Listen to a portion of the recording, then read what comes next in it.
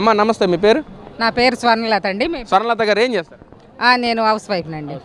మరేంటమ్మా లోకేష్ ఎక్కడ మంగళగిరి నియోజకవర్గం పెనమాకండి మాది. మరి ఈ రోజు లోకేష్ గారు చెప్పినట్లుగా ఇళ్ల పట్టాలు ఇవ్వడం జరుగుతుంది కదా, అసలు ఎలా ఫీల్ అవుతుంది? చాలా సంతోషంగా ఉందండి. గతంలో మేము చూసుకున్నట్టయితే ఫస్ట్ విడత ఒకసారి ఇచ్చారు, ఇది రెండో విడత.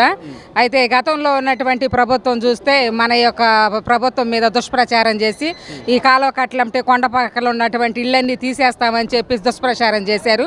దానికి ఛాలెంజ్గా అంటే అప్పుడు ఉన్నటువంటి గత ప్రభుత్వం ఏం చేసిందంటే సెంటు భూమి ఇచ్చింది వాళ్ళకి.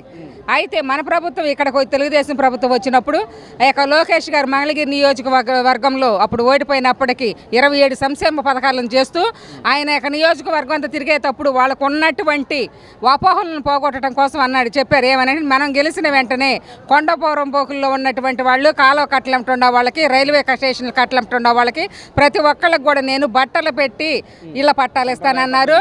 సంప్రదాయ ప్రకారంగానే ఇప్పుడు రెండో విడతగా కూడా మా పెనమాక గ్రామంలో 54కి వచ్చింది. ఈరోజు అందరికి కూడా ఇప్పుడు ఇళ్ల పట్టాలు ఇవ్వటం, ఇళ్ల పట్టాలకు ఇచ్చేట అందరిని కూడా తీసుకురావటం, ఇక్కడికి పసుపు కుంకుమ పెట్టి చక్కగా బట్టలు పెట్టి ఇళ్ల పట్టాలు ఇచ్చి మంచిగా భోజనం పెట్టి మళ్ళీ వాళ్ళని తీసుకెళ్లి జాగ్రత్తగా వాళ్ళ ఇంటి దగ్గర అప్పచెప్పేలాగా ఏర్పాట్లు చేశారు.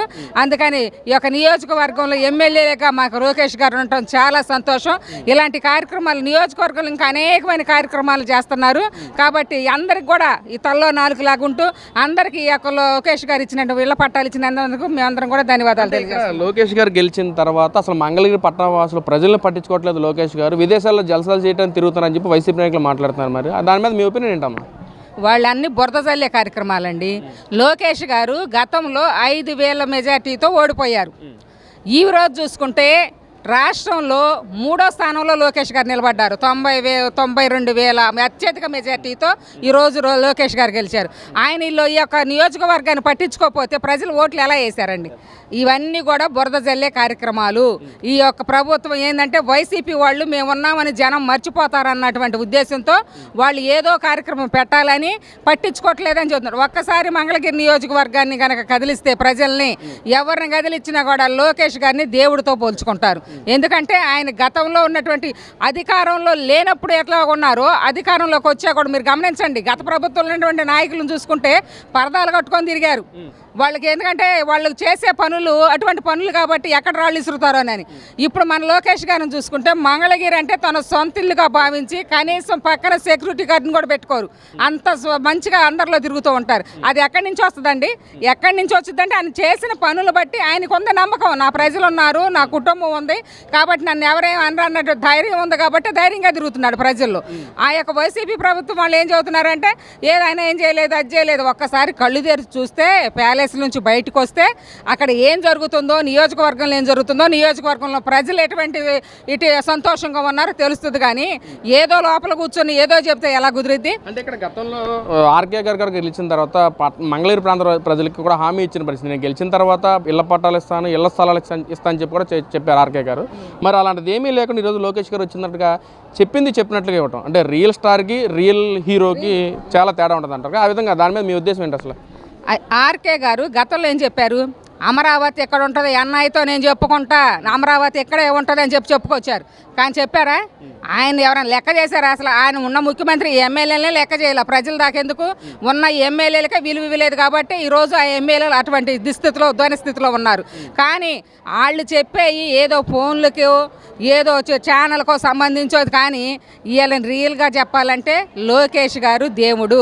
ఈ యొక్క నియోజకవర్గంలో ప్రతి ఒక్కటి చిన్న విషయం కూడా, చిన్న పిల్లలు చదువుకునే విషయాలు కానీ, సంజీవిని ఆరోగ్య కేంద్రం కానీ, ఈ యొక్క రోడ్లు పోసే విధానం కానీ, శ్మశానాలు బాగు చేయటం కానీ, స్కూళ్ళు బాగు చేయటం కానీ ప్రతి ఒక్కటి కూడా చూసుకుంటే లోకేష్ గారు ఇలా నెంబర్ 1 స్థానంలో ఉన్నారు. కాబట్టి ఆయన మీరేదో బురద జల్లాలని చూస్తున్నారు. వాళ్ళు ఎంత ప్రయత్నించినా కూడా అది బూడిదలో పోసిన పన్నీర్ అయితే లోకేష్ గారు మళ్ళీ కూడా ఈసారి 90 కాదు 1,00,000 పైన మెజార్టీతో గెలుస్తాడు. అంటే గెలుస్తారని నమ్మకం ఉందా? నమ్మకం ఉంది, ఖచ్చితంగా ఉంది. ఖచ్చితంగా ఇంత పనులు చేసిన వాళ్ళు గెలవకపోతే వాళ్ళ ఇంట్లో కూర్చొని ముచ్చట చెప్పేవాళ్ళు గెలుస్తారయ్యా? అదొకటి మనం గమనించాలి. ప్రజలు ప్రతి ఒక్కటి గమనిస్తున్నారు. ఇదివరకు ఇట్లాగా ఎవరు కూడా ఏదో చేస్తారు ఏదో అనుకుంటున్నారని కాదు. ప్రతి ఒక్కటి ప్రజలు గమనిస్తున్నారు, ఆలోచిస్తున్నారు. చదువుకున్న యువత ఉన్నారు, అందరూ కూడా దీని గురించి ఆలోచిస్తారు. కాబట్టి ఏ ప్రభుత్వం వస్తే ఎవరు బాగా పనిచేస్తారని ఆలోచిస్తున్నారు. కాబట్టి వచ్చేది కూడా కూటమి ప్రభుత్వమే. లోకేష్ గారు తప్పకుండా 1,00,000 మెజార్టీతో గెలవటం ఖాయం. మన మీ పేరమ్మా? నా పేరు పద్మజ అండి. పద్మజ గారు ఎక్కడ, ఏ ఊరు? కొత్తపేట మంగళగిరి అండి.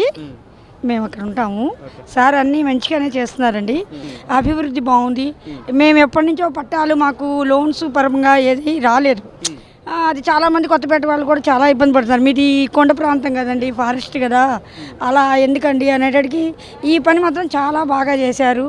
అందరికీ సంతోషమేను, మాకు కూడా సంతోషమే. మరి ఓవరాల్గా 2 సంవత్సరాల పరిపాలన మొదలయ్యి ఎలా ఉంది అసలు ఇక్కడ లోకేష్ గారు మంగళగిరి నియోజకవర్గంలో అసలు ఎలాంటి మార్పులు తీసుకొస్తున్నారు? అసలు బాగానే ఉందండి. చంద్రబాబు నాయుడు గారు అంతకుముందు కూడా చేశారు కదా, అప్పటి నుంచి కూడా బాగానే ఉంది.